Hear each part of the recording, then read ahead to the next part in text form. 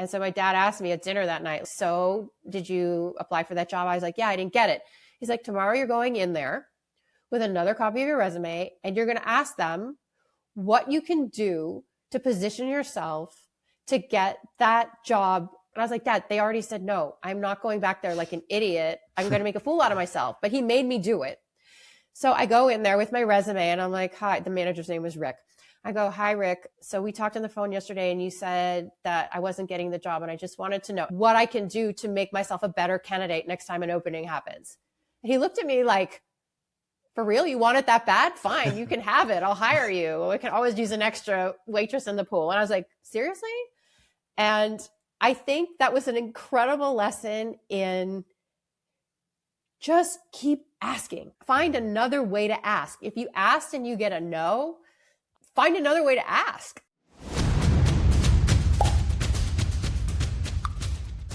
Welcome back to the Thriller Pitch podcast. I'm Mark Nadeau, and today we sit down for our director's cut with best-selling author Susan Walter, who wrote a locked room mystery thriller, Murder at 30,000 Feet.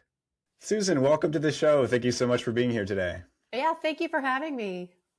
I have your book, Murder at 30,000 Feet. I just put it up on the camera. Thank you so much for sending me a copy. I absolutely loved this book. I devoured it in a couple of days, and we'll talk about why. I'll let you pitch it first, but very, very good book. I loved it. Well, thank you very much. Yes, Murder at 30,000 Feet, as the title implies, is a locked room mystery on an airplane. So it's basically many people's worst nightmare. Get on the plane, you're going over a body of water. When massive turbulence hits, the plane shakes, the lights go out. And while the lights are out, somebody's murdered in the lavatory. So lights go back on. We're meeting all along the way the cast of characters. There's a high school baseball team. There's a wedding party. There's a woman from a small town who recently lost a son and might be out for revenge. And there's a jilted air marshal who may not be paying as close attention as he should have been.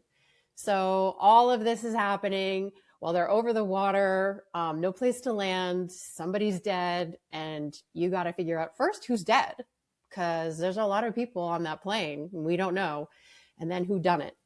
So I don't want to give any spoilers, but things get pretty wild up there. Yeah. Imagine literally your worst nightmare at 30,000 feet. Yes, that happens, and things go off the rails. Awesome. Wonderful pitch. Thank you. Yeah, thank you.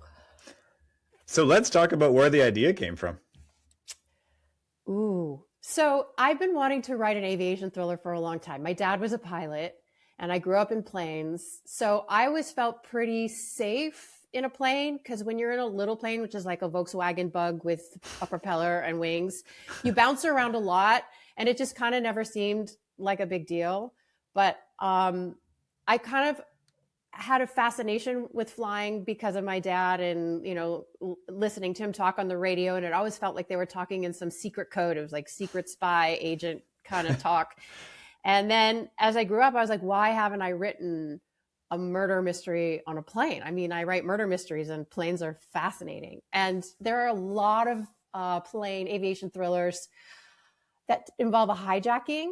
And I was like, I don't really want to do espionage and hijacking. I feel like it could be simpler. Like, think Agatha Christie or Ruth Ware, more character driven. It's all about these people, and they have connections to each other, and someone's out to get someone, and opportunity strikes. So I thought that would be really fun to do, is do this sort of Murder on the Orient Express style thriller, but put them in the air. So did you have to do research in order to make it as real as you did with the pilot and the talking that they did to each other, or was that already ingrained because of your background? Oh, Mark, so much research. I grew up flying with my dad in a little plane, and I only heard his side of the conversation. And so that was a long time ago, and commercial aviation is a whole other beast. So I started listening on YouTube. You can go on YouTube and listen to air traffic controllers talking to pilots, and sort of start to I would take notes on their kind of secret code. Like they have little code words and abbreviations and ways they talk about things. So that was like my primer. And then I wrote the dialogue as I thought that it would be based on those conversations. And I sent it to a friend of mine. His name's Rafael Nazario. He flies for JetBlue, and he flies this same airplane that I put the murder mystery on. Mm-hmm. And I said, look at all my dialogue. He rewrote all of it. God bless him. He's like, no, we wouldn't call it that. And we say, you know, we don't ever say 1,000. We say, 300 or whatever it is. And I'm very grateful to him. He helped with the dialogue, and he also helped with some of the technical stuff. So, you know, I didn't know, for example, like how does a pilot talk to his flight attendants? Like, is there a phone in the cockpit? Turns out, no, it's just all in the headset.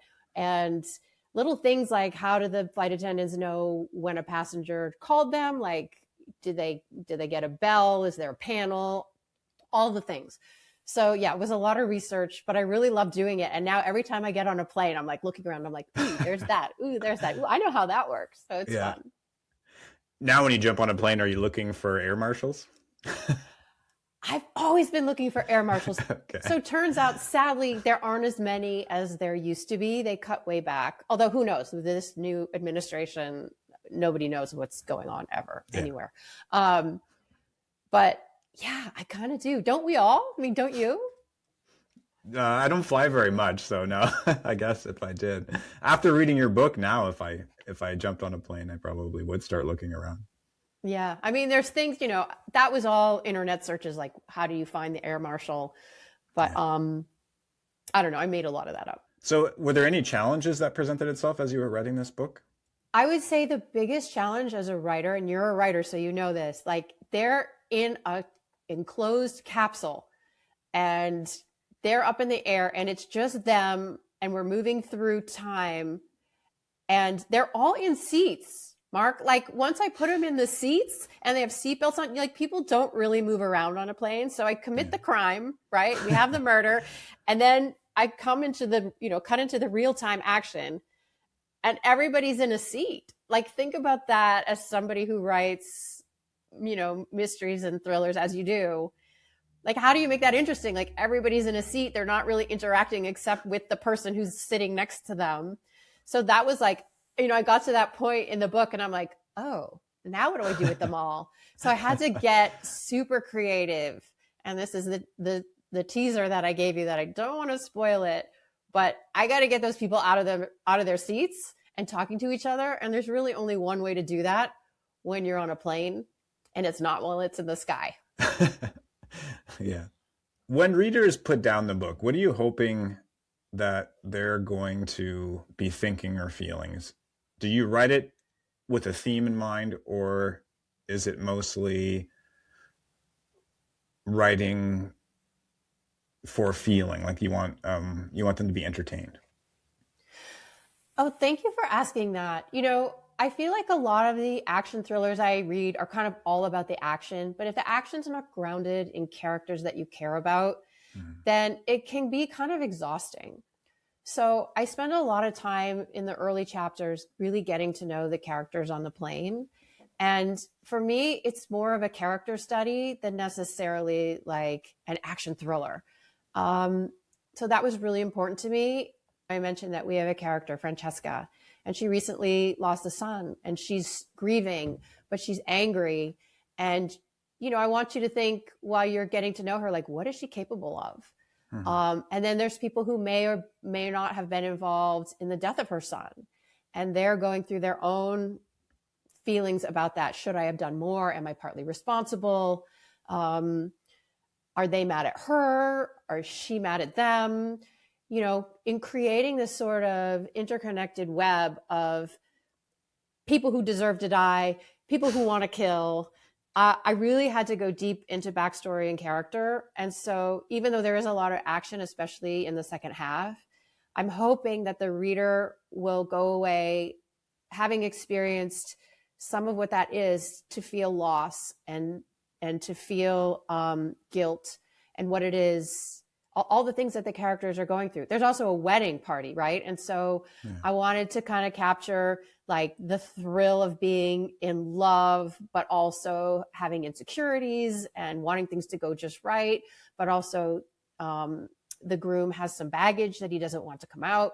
So kind of, I'm hoping that the reader will become invested in the characters' backstories and what they're going through emotionally, and that will make the action resonate that much more. Yeah, I think that you did that very well, and it worked very well, because that's what connected me with Francesca, who lost her son, and the reason, all the things, I won't spoil the book, but the things behind that, like that connected me instantly, because I have a son. So I'm like, oh my God, if that happened to me, how would I feel? And then the wedding, but like all the things that you interconnected, weaved, that pulled me through the story. It was actually, and I love character stories, so that's like also my thing. I don't like, I wouldn't say I don't like action thrillers, but characters definitely pull me through the story, which is why I devoured this book. And there was a theme that I thought about as I got into the book, and it was kind of mentioned by one of the characters in the book.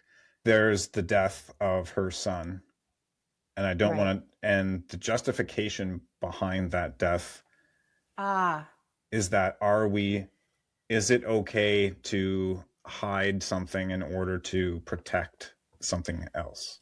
Okay, I know what you're talking about now. So yes, Francesca is a central character in the book, right? She's the one who boards the plane. She's kind of, in a way, sorry for the term, but she's kind of already dead, right? She's dead inside. Her marriage has fallen apart because of the worst tragedy that a mother can imagine, or a father can imagine, right? She lost a son. She lost a son in a devastating accident. And we don't know the details of the accident. So that's part of the backstory that unfolds as they're on the plane, as she's thinking about it. And then there are other characters on the plane who were either directly or tangentially involved in that accident. And yes, you are correct to identify that there's a end. Do the ends justify the means, right? So this terrible thing happened to the boy, and there's no undoing that.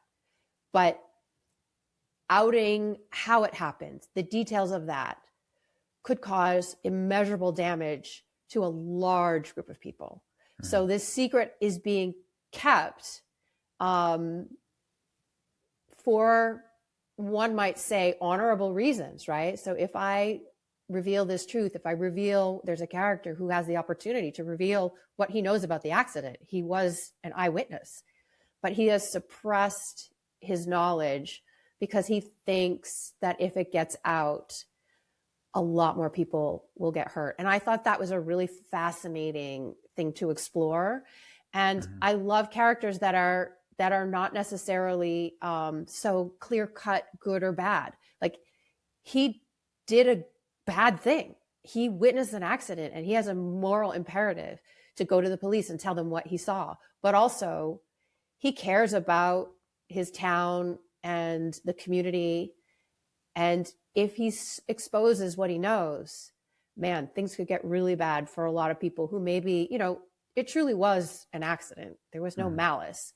So he grapples with that. And does that make him a good character or a bad character? And I love the central question that pulses through his sub-narrative, which is like, what would you do? What would you have done? And there are people who judge him harshly, and there are people who will come to understand why he did it and maybe think that, yeah, I would have done the same thing. And what a terrible burden to carry, right? Like, I think that makes him largely sympathetic as it unravels. Absolutely.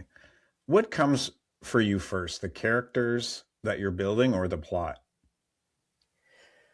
So what comes to me first is the situation, right? So I would say not just the situation, but the conflict. So what's the conflict? So I think about like constructing a novel, and the conflict is someone's going to die on this plane. We don't know who did it. And I have to have a myriad of suspects and a myriad of potential victims. So what happened? And how can I construct this kind of spider web of interconnected people in which the reader will be truly curious and confounded to know who did what to whom. So I started with that central premise, like, and it appears in my brain kind of like a spider web, right? And all these people have to have connections to each other. And the more you read, the more connections you discover. Like, oh, she knew him and he knew her and they were married and like all the things, right? And it makes sense. You know, they're getting on a plane. I picked San Diego as the origin because it's not a huge metropolis, but it's also like there's one airport that services a lot of small towns around there. And it's not implausible that there'd be groups and they all know each other and groups that interact and intertwine. So I take the situation and then I build out the characters from there. And I start with the characters, each with an inner conflict. So for example, the character that we did not name who witnessed the accident, you know, I wanted to put somebody in an interesting moral conflict. Should I tell or should I stay silent? And what would you do? And then I construct the character around, like, how is he connected? And where can I put him in this, conglomeration of characters? How can I construct relationships that serve that moral quandary that I want to present? And then sometimes the characters, they just come from people I know. Shh, don't tell, but I do base them on people that I know. Like there's a very brash character named Penelope, and yeah, she's kind of an amalgamation of people I know, and I wanted to kind of write about her. But even though she's brash, I do try to explore like how she came to be that way, right? And things have happened to her, and she has pain. And Francesca, obviously, she's the one who lost a son. I mean, she has pain, but she's also at the end of her rope, right? With nothing to lose. Like, would she murder somebody? Maybe. Yeah. What's your writing process like? Especially, well, let's talk. This is book 6 for you, so you've written quite a few books. Has your process changed from book 1 to book 6? And then in this book, because it's such a web of characters and things happening, do you outline the book first, or do you just start writing and then figure it out as you go? How do you do it? Okay, I love that question because I've grappled with that a lot. My very first book is called Good as Dead. And it was the beginning of the pandemic, and I had been working as a screenwriter and a movie director, and the movie industry just sort of dried up overnight, and nobody was shooting, nobody was scouting. I was supposed to go scout a movie in New Mexico, and everything was put on hold, and we had no idea if the movie was ever coming back. So I was like, oh, I'm going to write a novel because I need to create. And I wrote this book just from my heart, not even thinking that it would ever get published. So that book I wrote in 2020. So like March, April, May 2020. I just sort of didn't know where I was going. I didn't outline. I just kind of woke up every day and took my characters, made a step forward with them, paused, and then thought, okay, what is the most interesting, impossible, scary, fun, surprising thing I can do next? And literally just took it one step at a time. It's like, imagine you're like going through the woods with your flashlight and you can really only see the ground in front of you. And then like, what's the scariest thing or the most fascinating thing that could happen next? And that's how I did it.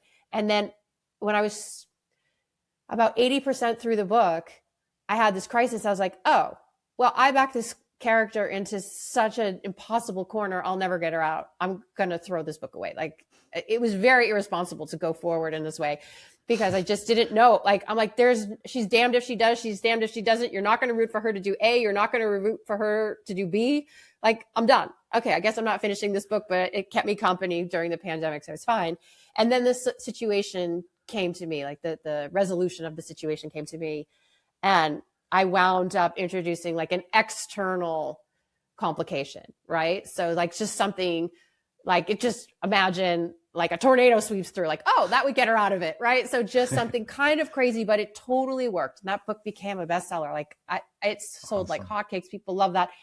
And that was my process, like really not knowing. And then spending that 3 or 4 days thinking I was just going to throw the 80, what did I have at that point? 60,000 words into the bin. Like, I'm like, well, I can't finish this book. There's no way to do it. So when I sold that book, I was offered a 2-book deal. They're like, yes, we're buying this book, but we want you to write another one and it's due in 9 months. And I was like, oh, okay, sure. I can do that, I think. And I thought, since I'm on a deadline, I should outline, right? Because that's the responsible author thing to do. You should know where you're going, because I have to turn the book in now. It's not, there's no like throwing it in the bin is not an option. So I did. I wrote an outline and it seemed to work. And I followed the outline pretty much to the letter. And then maybe 2 months before the book was due, I gave it to a couple of beta readers, including my husband. He was the very first. And he read it. And I could just tell from his expression, like, it was trash. He's like, I don't know what to tell you about this book. I don't think it works at all. And now I'm like maybe 8 weeks from my deadline. And I was like, okay, screw it. I'm just going to go back to my original process, the thing I did on Good is Dead, which worked for me the first time. And I'm taking one step at a time. And I threw away, of the 85,000 words, I threw away 75,000 of them. I lopped off, like, I love the setup. I lopped off the 75,000 words mark. Like, you've been there, Yeah.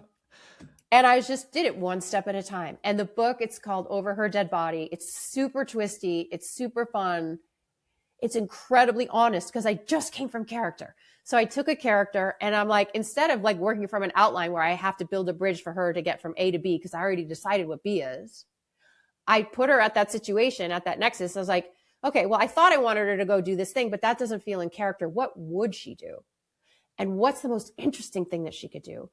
And it was moving in a totally different direction. And I did that. I think I was writing 2,000 words a day, because I had to meet my deadline. Yeah. Just in that way, like pushing forward, pausing. And so I've directed movies, right? And so when you're a director, you have to do this thing that you don't necessarily do when you're writing, is you have to put yourself in the vantage point of the audience. So you always have to ask yourself, am I giving the audience something to root for in this moment? Am I dangling enough questions for the audience so that they're going to stay engaged? Am I revealing just the right amount to keep them engaged, but without giving too much away? So I had that sort of skill set from my directing of stepping outside of it and being in the chair of the reader or the audience and saying, how much can I give them to hold them, but what do I need to hold back to make them want to keep reading? So that's my process now. I become the director of my own novels, and I take one step at a time. I come from the most honest place I can with the character. What would she do? Who would she call? Would she fight back? Whatever the question is. And I try to do it honestly and try to get her into trouble, and then pause, step outside and say, okay, what does the audience want her to see? Does she need a win here? Or do I need to knock her down a little bit because we're not quite sympathizing with her enough yet? And I just go through that chapter by chapter. And, my books are between 60 and 75 chapters. So I do that 60 to 75 times. And I've done that now. I'm actually on book 9, because we're always 2 years ahead. And that's a process that still works for me. People are like, a publisher says, do you have an outline? I'm like, nope, not giving you an outline. I mean, I can give you something, but the book won't match that. And I'm going to throw it away right after I give it to you. So they stopped asking. I love that process. I don't think I could do it, but I love that process. Are you an outliner? More so than that, for yeah, sure. that works for you? Man, it did not work for me. I tried. How do you keep it all in your head with the web that you create? So are you creating notes with characters as you go and you're creating these scenes, or are you just able to keep it all in your mind? Honestly, I think that's my one special skill, that I can hold a book of between 75 and 85,000 words in my head at the same time. Like, some people can do computer programming. Some people are really good at surfing. I can't do either of those things, but I can, as I move forward, not in the beginning, like I have no idea where I'm going in the beginning, but as I'm moving through, I'm getting to 50,000, 60,000 words. I can hold the whole book in my head at once. And, you start kind of on the edge of the spider web sometimes, and I'm building in multiple directions. I'm building, I'm building up, I'm building down, I'm building toward the middle. And it's just how my brain works. I can't do calculus. My daughter comes home with her calculus homework and she's like, Mom, can you help me? I'm like, there's no way. I can't balance an equation. Don't ask. But I can hold a book of that length I mean, I got a book recently that was like 700 words, 700 pages. Sorry, not 700 words. That's a micro story. I got a book recently that was 700 pages, a Stephen King book. It's over there on my coffee table. Like, I don't know how he does that, but mine are like 300, 350 pages that I can hold in my head. So you having the ability to hold all these characters in your mind is great. As you're writing the book, do you think, how do I pass that information on to the readers who, like for myself, I maybe not so much in my writing, but definitely when I'm reading, if I'm introduced to so many characters at one moment or chapter after chapter, I start to get very confused. What are some things you did in this book to avoid that confusion?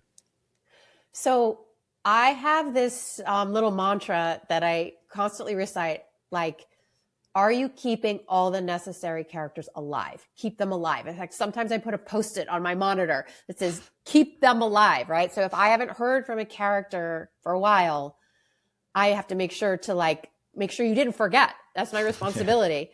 And I think I do that because the characters in my book, first of all, they're all connected to each other, right? So I'm not going to introduce a new character, except for maybe in chapters 1, 2, and 3, when you kind of have to introduce characters.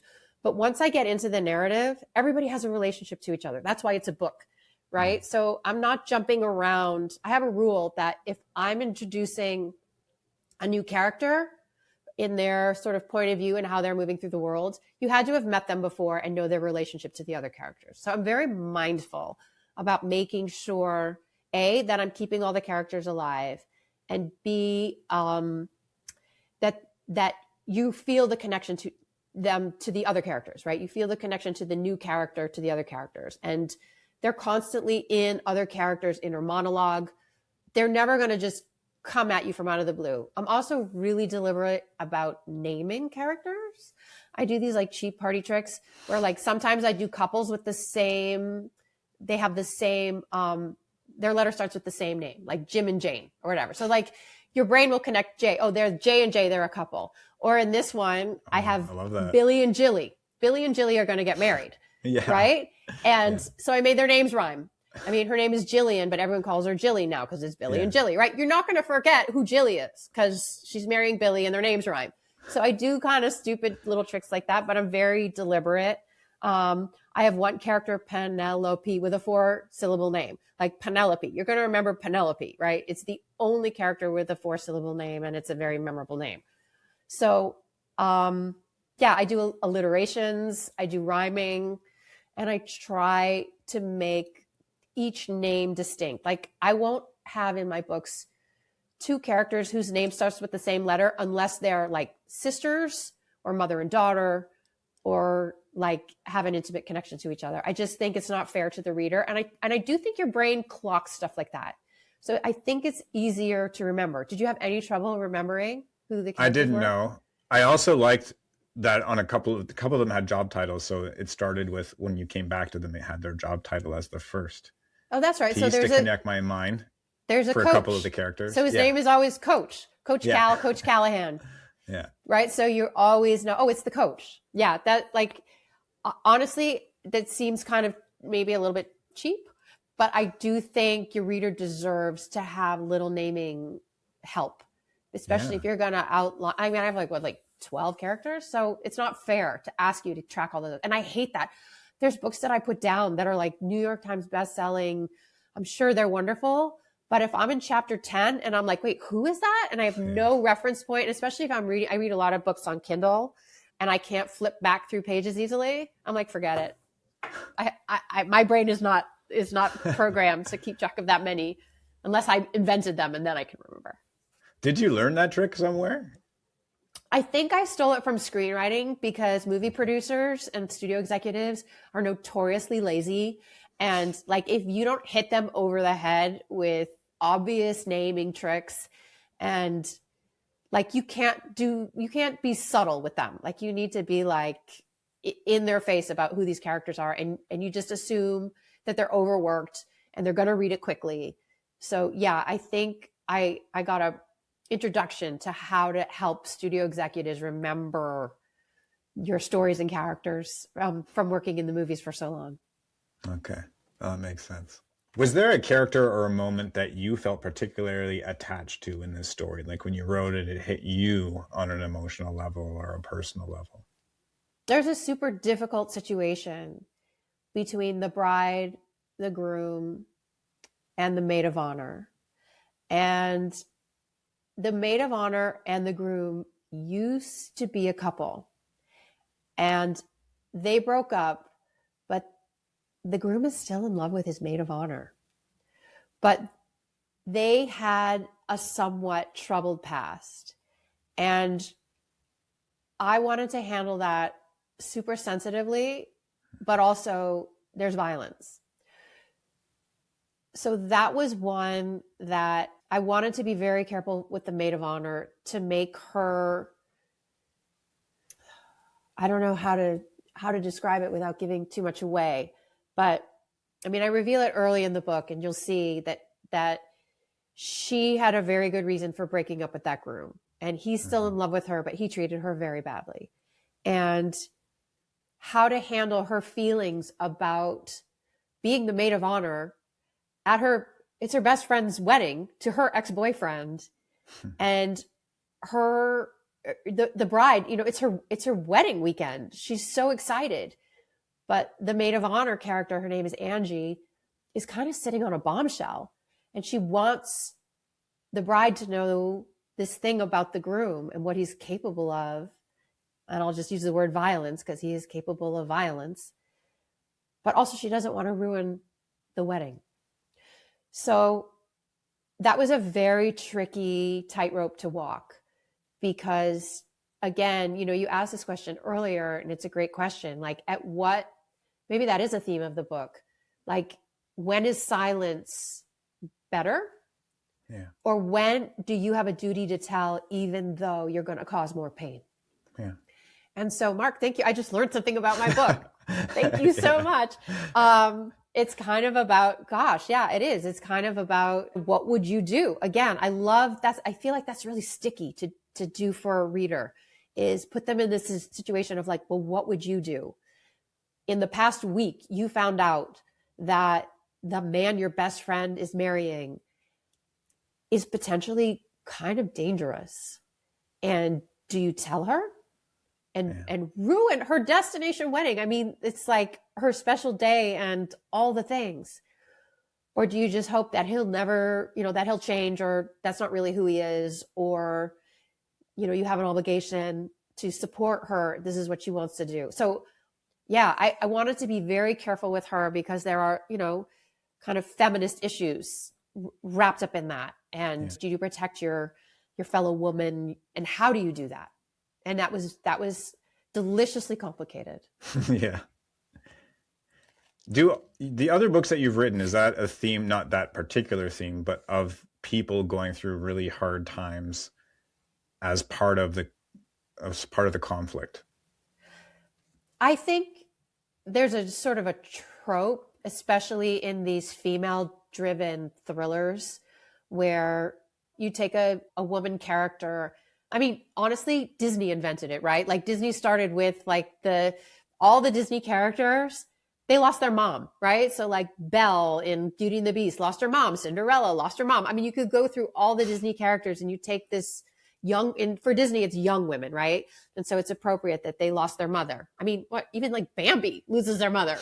That's just the trope in Disney. And I think for the thrillers, these mystery thrillers written by women, targeted toward women, in which you have now not a teenage as in Disney, but a grown-up female character, the trope is to put them through some sort of loss in the beginning, right? Or I kill a lot of husbands, like women who were married and lost a husband and find themselves alone for the first time and having to do things they've never had to do by themselves before, and starting the novel with a broken heart and a big loss. So yeah, I think that's kind of a prototype that I lean into. And this book is more of an ensemble.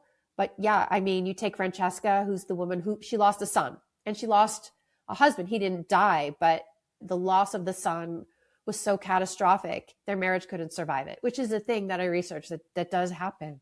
They just didn't know Yeah. how to process their feelings and drifted apart. So, and I do it kind of with this woman, the bridesmaid. Well, I should call her the maid of honor more accurately, is that if she tells her best friend that the man she's marrying is not the man she might think he is, she's going to lose her best friend, right? So putting women, or the strong female characters, kind of on the edge of something really scary is a trope. Sorry for the word, but I do think it's a trope that I think is really propulsive, and also puts the reader, which is my favorite place to put a reader, in a what would you do situation. Yeah. Awesome. Have you had any hair trauma in your life, or was that just a trope of the character to have? I chuckled when she had, at the beginning, Kathy keeps talking about her blue hair, how she dyed her blue hair, and she's very conscious of it. Oh, have I had hair? I mean, I did accidentally, for your podcast listeners, I am blonde and I used to do it myself. And when you tone blonde hair, you use blue. I put too much blue, and I was blue for about 3 days. Okay. And I had to go get professional help. So yes, I had blue hair very briefly, and I didn't look good with, some people look fantastic with blue hair and it's intentional. I did not look so good with blue hair. Okay. Actually, she has purple hair. Does she have purple hair? She has purple hair. Was it purple? Oh, I thought it was Yeah, blue. Kathy has purple hair. Okay. But she'd also gone through a divorce and started her life over, and just like radically reinvented her physical presence. Mm-hmm. Yeah. I have a question from Brian Drake, who was the last guest on the show. We have like a guest asking a question from the next guest. Do you prefer to write inside or outside? So he likes to write outside a lot, which is why he asked the question. Oh, inside, always inside. I try to write outside. And first of all, it's very hard on a monitor to see. I don't know, maybe he's younger and has eagle eyes, but there's too many reflections, and then the sun moves and you can't see. So I tend to write inside, and I like it quiet. Some people write to music. I like to write early in the morning, like 5 a.m., 5 to 9 are my golden hours for writing. I like it quiet, and I like it inside. Okay. He uses a typewriter, actually. Which oh my goodness. The episode's not up yet, but yeah. He's confident in his words. Oh my goodness. I changed my words so much. There would be so much paper to be like this mad. I'd be surrounded by paper with my discarded sentences. Yeah. I imagine myself with just a case of whiteout constantly. Oh my gosh, whiteout. Whiteout those papers.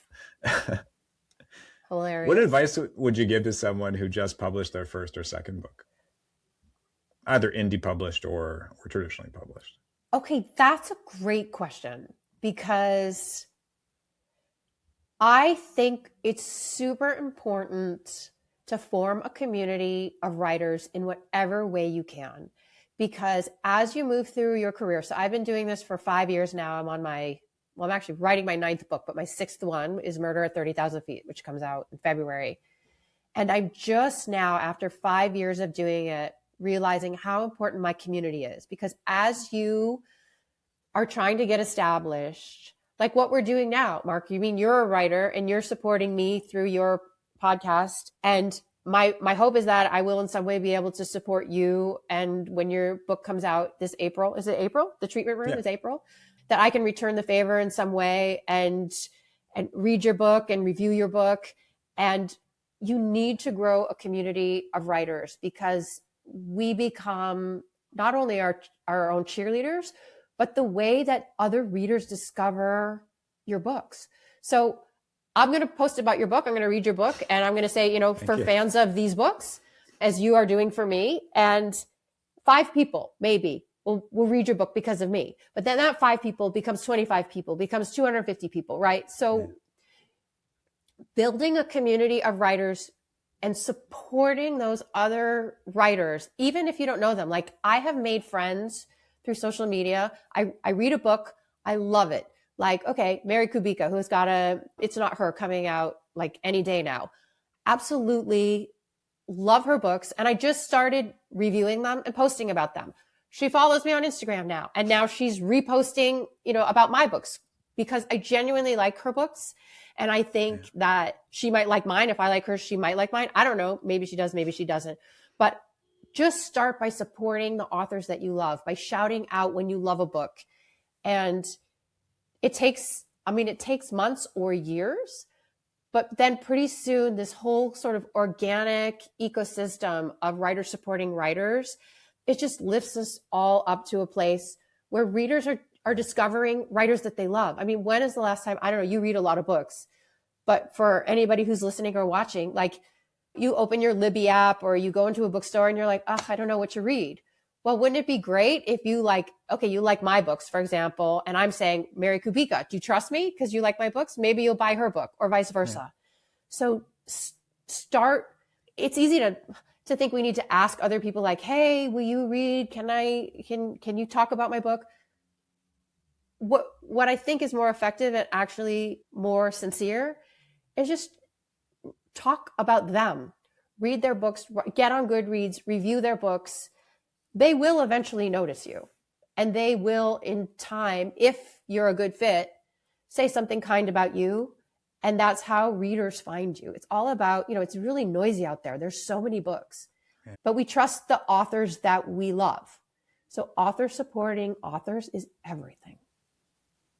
Absolutely love that answer. Thank you so much for saying that. Yeah. It does mean a lot. Yeah. So if you can pick one thing that you felt led to your success so far, what do you think it would be? Okay, so I'll tell you a quick story. When I was 18, my dad told me I needed to get a job to help like pay for ancillary things that I wanted, like skis. He's like, I'm not buying you skis. You're 18, go get a job. And I was like, okay, that makes sense. I mean, respect. Okay. And he's like, where do you want to work? And there was this comedy club in Harvard Square. I lived in Cambridge and I wanted to work at this comedy club called Catch a Rising Star. And so I applied and they didn't hire me. Like I called and they're like, no, the position's been filled. And I was like, okay. And so my dad asked me at dinner that night, like, so did you apply for that job? I was like, yeah, I didn't get it. He's like, tomorrow you're going in there with another copy of your resume and you're going to ask them what you can do to position yourself to get that job, the next job opening that happens at that place where you want to work. And I was like, Dad, they already said no. I'm not going back there like an idiot. I'm going to make a fool out of myself. But he made me do it. So I go in there with my resume and I'm like, hi, the manager's name was Rick. I go, hi, Rick. So we talked on the phone yesterday and you said that I wasn't getting the job and I just wanted to know. And it's a waitressing job, okay? It's not like some like paralegal or job where you actually need, specific business skills, whatever. Like what I can do to make myself a better candidate next time an opening happens. And he looked at me like, for real? You want it that bad? Fine, you can have it. I'll hire you. We can always use an extra waitress in the pool. And I was like, seriously? And I think that was an incredible lesson in just keep asking, like find another way to ask. If you asked and you get a no, find another way to ask. Like, so I'm doing a book tour and a bookstore passed on me because I'm going to be in an area and I wanted to appear at this bookstore and I thought it would be really great and it fit exactly in my schedule. And they were like, they ignored my publicist. And I was like, I'm just going to ask again. And I called them up and I was like, hey, so this is crazy. And sorry for the cold call. I know it's super obnoxious, but I'm going to be in your area. And I have an amazing conversation partner lined up. And she raves about your bookstore. And if there's any way that you would invite me, I would die of happiness. And I'm just going to send you my stuff. Give me your email. I'll send you my stuff. You can review it on your own time. And like, I just asked again and they said yes. Sometimes you just wear people down or they're just they're like, if you really want it that bad, then yes, right? Like, yeah, like you can't have an ego about it. I go back after people have said no to me so many times and sometimes it's still no, but sometimes it's yes. Mm-hmm. So just like leave your ego at the door, ask again. Ask again. Awesome. Ask in a different way. Ask saying, you already said no. And I respect that you said no, but if it's not this year, what about next year? Can I call on you next year? And then they'll look at their calendar again and they'll be like, okay, you can have that date for this year. Right? Like you just never know. Catch people off guard by asking again. Yeah, I love that. So where can listeners find your book? Oh, well, Murder at 30,000 Feet is being released by Blackstone, and it's going to be hopefully everywhere. I mean, wherever you buy your books, Barnes and Noble, indie bookstores. We love our indie bookstores. It is also available on Amazon if that's the way you want to go. That could be super easy. And my audiobook is being narrated by Scott Brick. And I don't know if you Oh, know him, but I he do. is unbelievable. Yeah. So Audible for the Yeah. audiobook. I'm so excited. I haven't heard anything from it yet. I'm actually going to go to his recording studio and get some pictures with him because I'm like That's awesome. fangirling totally. And Yeah. he invited Yeah. I me love because he his. lives not far from me. So I would say like pretty much anywhere, just Okay. Google it and go to your local bookstore. And if they're not carrying it, request it. Yes. Awesome. So, well, thank you so much for being here, for taking the time out of your schedule. I really appreciate it. This has been a lot of fun, and I've learned a lot. Definitely your naming convention. I'm going to go back to the treatment room probably and start thinking about my naming convention because I love it. It's brilliant what you do. Thank you so much. You're a great interviewer. I'm so excited to read your upcoming book, and I'm sure we'll talk more about it in. Did you say April? April, yeah. April what? Yeah. April 14th, the book comes out. April 14th. That's my daughter's birthday. I have 2 reasons to get excited. All right. So we are going to hit the spoiler section of the show. So for those listeners who do not want to have the book spoiled, I have a couple of questions that will spoil the book. So now's the time to pause, go buy the book, read the book. Promise you'll probably be done in a couple of days and then or sooner, and then come back and listen to the spoiler section. Did you know when you started writing the book that Penelope was the killer, or did you kind of discover that as you went? Oh, should I tell you the truth? Because it's a really, it's a really scandalous story. Okay. Yikes. Okay. My publisher's going to kill me, but here goes. I'm not telling anybody else. You're the only one. Okay.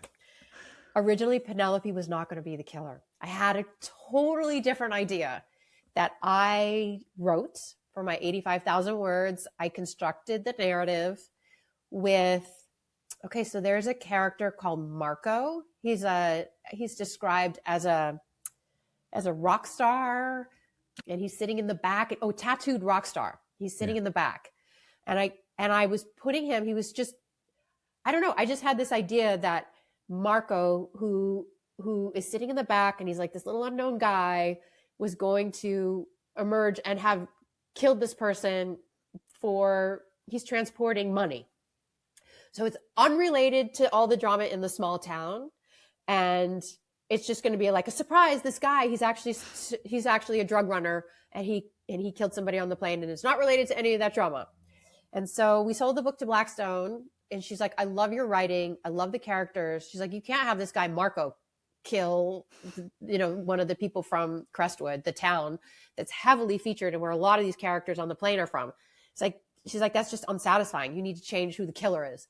And so, Mark, you can't just like change the ending of a book. I had to totally reconceptualize. This is where, okay, I told you before about like, I have my flashlight in the woods and I'm taking one step at a time. Okay, it failed me a little bit, I confess. But she was 100% right that it would not have been satisfying. Like if you're going to have a killer and you're presenting this web, you want somebody in the web. You don't want somebody like from over here. It's like, what? No, that's cheating. Yeah. So I did. It took me, she told me like around Thanksgiving that she's like, and I needed in like first week of January, just do that little rewrite, that little tweak. She called it a little tweak. And I was like, oh my God. Okay. And I worked every day, like like every day, even on Christmas, I was up at 5 a.m. writing for 5 hours, whatever I was able to do on that day to reconstruct the narrative, totally reinvented Marco. He's no longer a bad guy. He's actually a good guy, right? Yeah. He's a DEA in the end. And I was like, I didn't want to lose him entirely. I thought there was value to having somebody in the narrative who's not from the small town where a lot of these characters, how they all know each other. Yeah. So I didn't want to lose him, but I had to repurpose him. So to answer your question, no, I did not know Penelope was going to do it. And it was a total, like, it was there the whole time though, right? Like, because I went back as I was reconstructing to say, like, who's it going to be? I think it's chapter 7. Penelope and the air marshal, Carlos Ronaldo, meet in the lounge. And it's prickly And I was like, oh, I was feeling something. And I just didn't know how to pay it off. Like I didn't know where I was going. I got lost with my little flashlight in the woods. I took a wrong turn. It's her. And it took quite a bit of doing. As you know, as a writer, that is not an easy task. But we did it. And the book is so much better for it. I'm so grateful for my editor for asking me to make that little tweak. Yeah, the little tweak. Yeah. Yeah, definitely stronger for that. Yeah. Yeah. So following that question then, the idea of the drugs on the plane and how the plane ends up crashing and the fuel that gets lost, was that part of your original idea as you were writing it, or as you were putting these characters into situations, you thought, I got to get this plane on the ground, and then the money and the drugs came into the thought process? Yes, that was always part of the plan. I knew I had to crash the plane. Like I said, I put the characters in this little flying tin can, and they're in seatbelts. It's not like a train. Okay, Agatha Christie did one on a train, but you can move around on a train. You can't move around on an airplane. So I knew, and I read a book called The Pilot's Daughter by Audrey J. Cole, which if you like aviation thrillers, it's a must read. And she has such a dramatic, like I cried. It was so good how she creates this air disaster, and hers is a hostage situation and very different in that way. But I'm like, I got to crash a plane. That's to me, like, look, I want it to be a movie. Yeah. And you got to have this cinematic moment. Like nobody's going to do a movie about 132 people in seatbelts on a plane. Yeah. Like that's not cinematic. Nobody wants that. So I always knew I was going to crash the plane and that it would have to do with something bigger than the small town people. I'm like, small town people, they might hurt each other, kill each other, do things to each other because of long-standing grudges, but they're not going to crash a plane with 131 other people on it. Like that has to be someone truly evil with high stakes, drug cartel, huge ramifications. Like not only are like they going to die, but their families are going to die. When you're dealing with a cartel, nobody's safe. So I had to make the stakes much higher in order to do that. So I always knew there would be drug running and cartels and other things. Okay, awesome. That's a great question, by the way.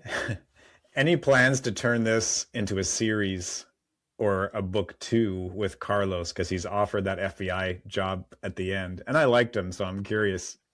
Is there any plans to bring him to the FBI? I don't know if he's on planes anymore, but he's got a lot of potential to do something different. Oh, thank you. Not at this moment. I sold 2 more books to Blackstone. They're kidnapping thrillers, and they're related to each other. So they are, I don't know if you ever read The Family Upstairs and The Family Remains by Lisa Jewell. There's 2 of my favorite books. Okay. So they're like 2 books with the same characters that go together, but they are also standalones. I wanted to do that next with the book that I sold after that. So I thought about bringing Carlos Ronaldo into like a series type environment. But to be honest, like police procedural, FBI procedural is not really my wheelhouse. I think I do other things better. Okay. So unlikely, but thank you. Like if they want it, if Netflix calls and they're like, can you write a second one? Cause we want a season 2. I'd be like, yes, done. And I'm calling you and you're going to help me. I was thinking more like, was it Die Hard? How he's always just in a bad situation. So it's not like police procedural. He just like, the first book, he was on a plane. The second book, this happens, he's on a train. Why does this keep happening to this guy? Like that Die Hard thing where there's like this guy just jumps into the situation. I might be calling you. We'll do it together. Okay. Well, this has been great. Thank you so much. If you have a few more minutes, we have gone over. I apologize for that. If you have a few more minutes for a quick rapid fire for my Patreon guests, I would really appreciate that. Oh, sure. You bet.